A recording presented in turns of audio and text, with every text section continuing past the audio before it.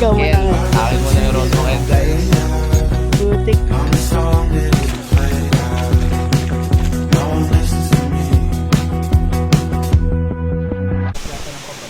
So guys, hindi pa pala yun yung exciting part. Preview lang yun. Yung pina best spot daw is dun pa. Let's see kung ito talaga yung spot ko.